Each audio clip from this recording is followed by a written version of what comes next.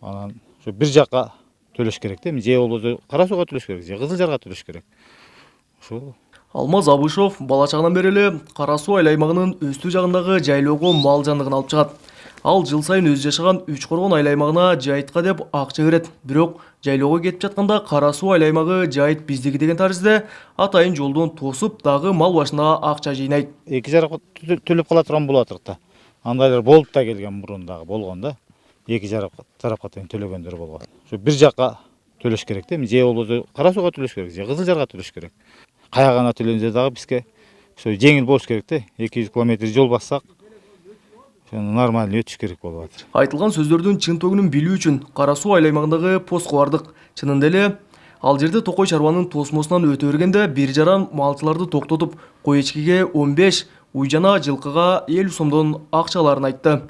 Мен быйыл берге мал санакчы болуп кирдим. Өткөн малды санап берем менчи.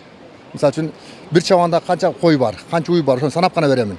Аны эмелер бухгалтер бар, ошолар жазат. Бухгалтер менен төрага. Ошол эмесин кыштан кыргып берет. Анан бул жерден биз азыр бир эле Кызыл Жар эмес, общий эмеден, ушу район боюнча келген малдан уйдан 50 сом алабыз. Торпокко жок, жылкыга 50 сом, кулунга жок, төлгө жок да азырчы. Анан кой эчкиге 15 сом алабыз. Ал эми жогордагы акча жыйноону Үч Коргон жайыт комитети мыйзамсыз деп чыкты. Анткени Кара Суу айыл аймагынын жогору жагындагы 5000 гектардан ашык бир нече жайлоо Үч Коргон жайыт комитетине ижарага берилген айтууда.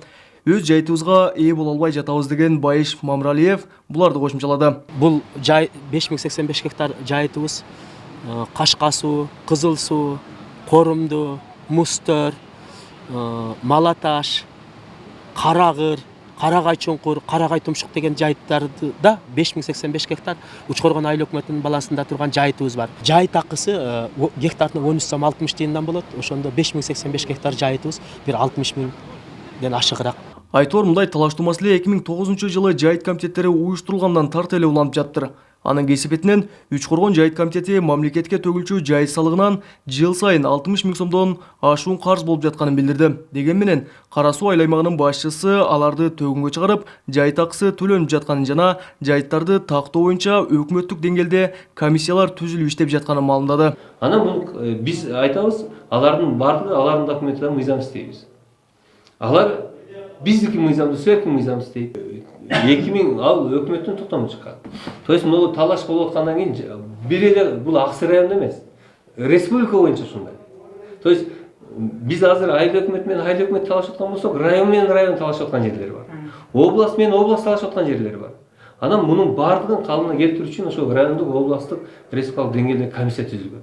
Ушулар иштеп чыгып 2020-жылга чейин бирдиктүү бизге сунуш бериле деген. Айыл өкмөттүн сөзүн кубаттаган Кара Суу айыл аймагынын жайыт башчысы да карамагындагы 22 миң гектардан ашуун жерге чабандардан 600 миң сомдон ашуун акча жыйнап, керектүү салыкты мамлекетке төлөп жатканын билдирди.